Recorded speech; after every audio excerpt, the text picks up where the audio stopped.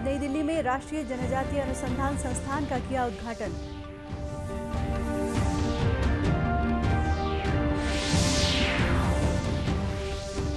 केंद्रीय स्वास्थ्य मंत्री ने कहा, मोदी सरकार ने देश भर में उपलब्ध कराई है किफायती स्वास्थ्य सेवाएं। विश्व खाद्य सुरक्षा दिवस पर आयोजित कार्यक्रम को किया संबोधित।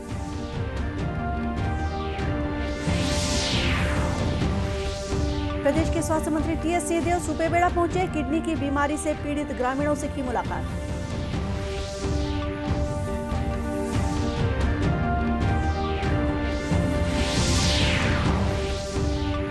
और राष्ट्रव्यापी टीकाकरण अभियान के तहत देश में अब तक 194 करोड़ 27 लाख से अधिक कोविड रोधी टीके लगाए गए।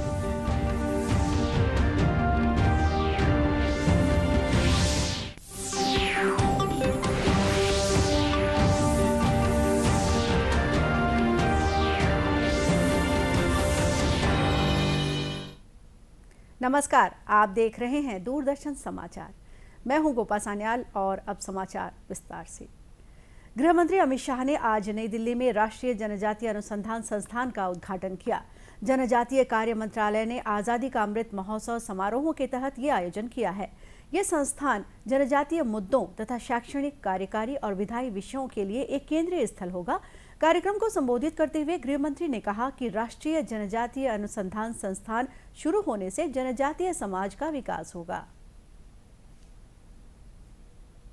जनजातीय त्योहारों को एक अलग स्वरूप से, आधुनिक स्वरूप देकर इसकी मूल भावनाओं को संजोए रखते हुए लोकप्रिय बनाना, उसको टूरिज्म के उपयोग में लाना, इसका भी आयोजन करेगा।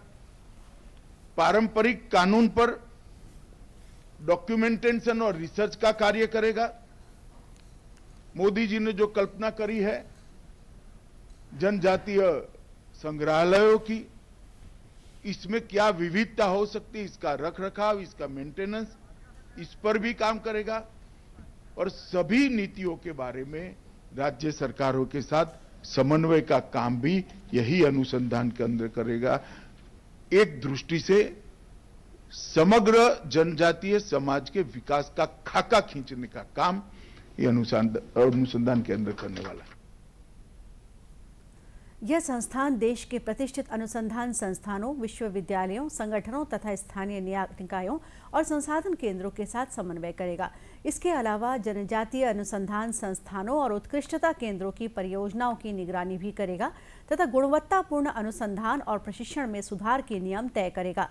संस्थान जनजातीय मंत्रालय के साथ साथ राज्य कल्याण विभागों, डिजाइन, अध्ययन और कार्यक्रमों के लिए नीतिगत सूचना भी उपलब्ध कराएगा, जिससे जनजातीय जीवन शैली के सामाजिक और आर्थिक पक्षों में सुधार हो सकेगा। राष्ट्रीय जनजातीय अनुसंधान संस्थान के उद्घाटन अवसर पर जनजातीय कार्य मंत्री अर्जुन मुंडा, विधि मंत्री किरेन रिजिजू और अन्य केंद्रीय मंत्री उपस्थित थे। केंद्रीय स्वास्थ्य मंत्री डॉक्टर मनसुख मांडविया ने कहा है कि विकसित भारत का सपना तभी साकार होगा जब इसके नागरिक स्वस्थ होंगे। आज नई दिल्ली में विश्व खाद्य सुरक्षा दिवस समारोह को संबोधित करते हुए डॉक्टर मांडविया ने कहा कि स्वस्थ नागरिक एक बेहतर समाज का निर्माण करते हैं। उन्होंने कहा कि मोदी सरकार ने देश भर में किफायती स्वास्थ्य सेवाएं उपलब्ध कराई हैं।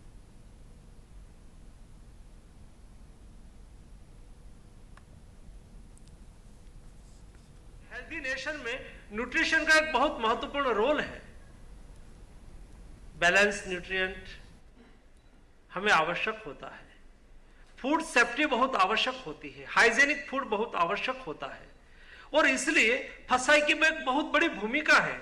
मैं तो फसाई को कहूंगा कि आपको शायद ये पता ही होगा, रामायण काल में शबरी ने टेस्ट करके रामचंद्र भगवान को बोर खिलाया था। टेस्ट किया था, चेक किया था। आप भी फूड को टेस्ट करते हैं और चेक करके देश के नागरिकों को खिलाते हैं। ये पुण्य का काम है। फूड सेफ्टी सुनिश्चित करना, और फूड सेफ्टी सुनिश्चित करने के लिए आपको रिस्पॉन्सिबिलिटी मिली है, काम करने का अवसर मिला है। मैं मानता हूं कि देश को स्वस्थ रखने की जिम्मेवारी का एक महत्वपूर्ण पहलू ये फसाई है। इस अवसर पर डॉक्टर मांडविया ने आयुर्वेद आहार का लोगो भी जारी किया। इधर प्रदेश में भी विश्व खाद्य सुरक्षा दिवस के अवसर पर अनेक कार्यक्रमों का आयोजन किया जा रहा है।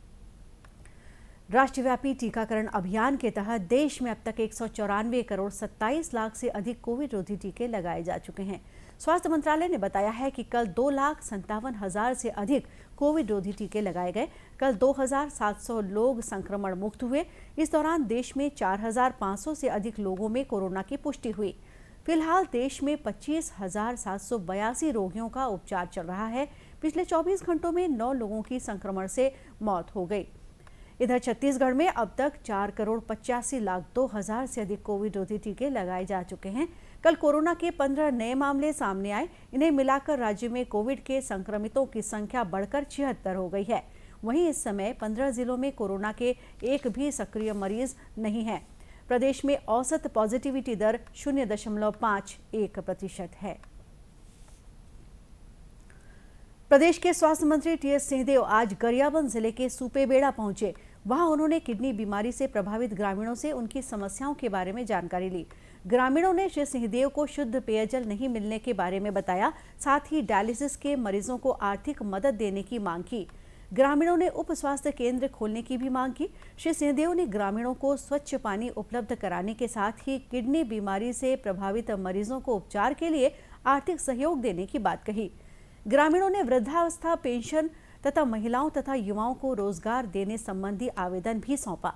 इस अवसर पर स्वास्थ्य मंत्री ने सुपेबेड़ा में प्राथमिक स्वास्थ्य केंद्र का शिलान्यास किया और कहा कि सभी को स्वच्छ पानी और स्वास्थ्य संबंधी सुविधाएं उपलब्ध कराई जा रही हैं।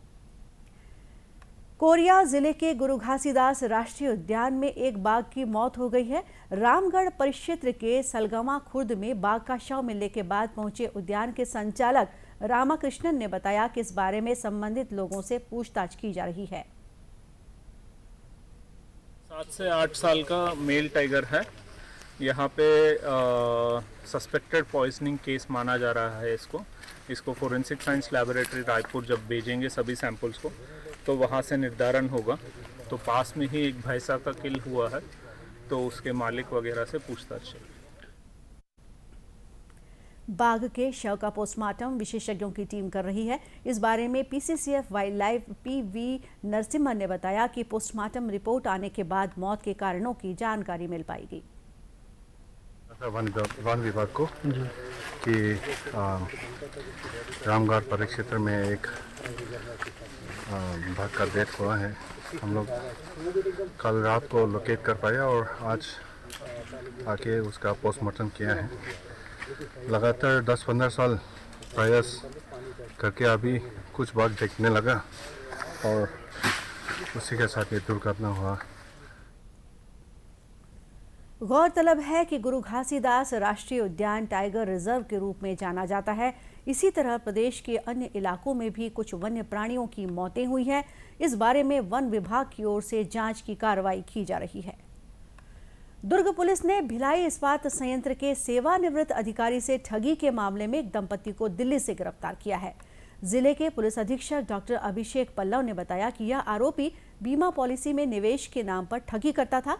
उसने खुद को रिजर्व बैंक ऑफ इंडिया का अधिकारी बताया और करीब 1 करोड़ 22 लाख रुपए की ठगी की। प्लांट के एक रिटायर्ड एम्प्लॉय से 8 साल पहले इंश्योरेंस के नाम पे 9 लाख रुपए इन्वेस्ट कराए गए और उसके बाद इंश्योरेंस के कंपनी के आदमी बनकर लगातार उनसे पैसे डलवाए गए और टोटल 1 करोड़ 23 लाख की ठगी हुई है। इस ठगी में जो मास्टरमाइंड थे पुरुष और महिला, उनको दिल्ली जाके दुर्ग पुलिस ने गिरफ्तार किया है। उनके सारे अकाउंट्स जो हैं ब्लॉक किए गए और उनके द्वारा कुछ प्रॉपर्टी जिसमें खरीदी गई हैं उन प्रॉपर्टीज़ का भी कुर्की करा के इनको पैसा दिलाने की पूरी कोशिश की जाएगी। पुलिस ने गिरफ्तार दंपति के पास से बैंक पासबुक, मोबाइल फोन और सिम कार्ड बरामद किए हैं।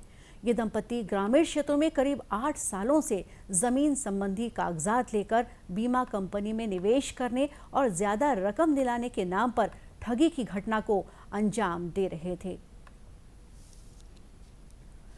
केंद्र सरकार की अमृत मिशन योजना के तहत ग्रामीण क्षेत्रों में लोगों को स्वच्छ जल उपलब्ध कराने के लिए नल कनेक्शन देने के साथ ही पानी टंकियों का निर्माण भी किया जा रहा है। इससे उन्हें पीने के पानी की समस्या से निजात मिल रही है। रायपुर जिले से करीब 30 किलोमीटर दूर भटगांव में इस योजना का लाभ करीब 450 लोग ले रहे हैं। इनके घरों में अमृत नल जल योजना के तहत नल कनेक्शन लगाया गया है। इस बारे में गांव वालों का कहना है कि अमृत नल जल योजना से उन्हें दूर जाकर पानी लाने की समस्या से निजात मिली है और अब घर में ही पीने का साफ पानी मिल रहा है। पानी लाल लागत रही से, लेकिन अब भारत सरकार द्वारा सुविधा मिल गई था, मतलब बाहर से पानी लाल नहीं लागे, घर में ही सबके मतलब पूर्ति हो जाते पानी के। जल योजना से हमें बहुत खुशी मिली है कि हम लोगों को दूर से पानी लाना पड़ता था, अब महिलाओं को बहुत सुविधा मिली है इससे कि मतलब जल्दी काम हो जाता है घर का, जल्दी पास में सुविधा हो गई घर में। तो अब का है, पहली 2-3 किलोमीटर दूर में 1 किलोमीटर दूर जान पानी भर। अब भारत सरकार घरों घर नल जल योजना दे है, तो हर घर सब पानी उपलब्ध होते घरे में। अब जाए नहीं पड़त है, पहले दूर दूर तक जान पानी भर, और ये सुविधा मिले मतलब भारत सरकार द्वारा। गांव की पंच सुनीति साहू ने बताया कि पहले टंकी नहीं बनने के कारण पानी की समस्या होती थी और दूर दराज के क्षेत्रों से पानी लाना पड़ता था, मगर नल जल योजना शुरू होने से घरों में ही पानी मिल रहा है। केंद्र सरकार की इस योजना से ग्रामीणों को गर्मी के दिनों में भी घरों में ही स्वच्छ पानी मिल रहा है। और अब अंत में मुख्य समाचार एक बार फिर।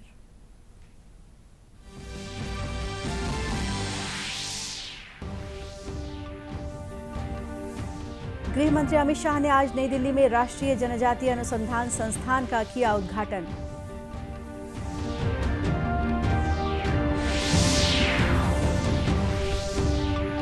केंद्रीय स्वास्थ्य मंत्री ने कहा, मोदी सरकार ने देश भर में उपलब्ध कराई है किफायती स्वास्थ्य सेवाएं। विश्व खाद्य सुरक्षा दिवस पर आयोजित कार्यक्रम को किया संबोधित। प्रदेश के स्वास्थ्य मंत्री टीएस सिंहदेव सुपेबेड़ा पहुंचे, किडनी की बीमारी से पीड़ित ग्रामीणों से की मुलाकात।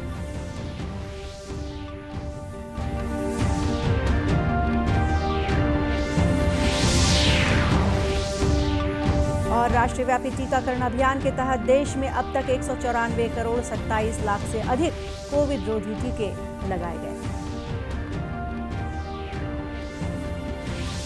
और इसी के साथ ये समाचार बुलेटिन यहीं समाप्त हुआ। नमस्कार।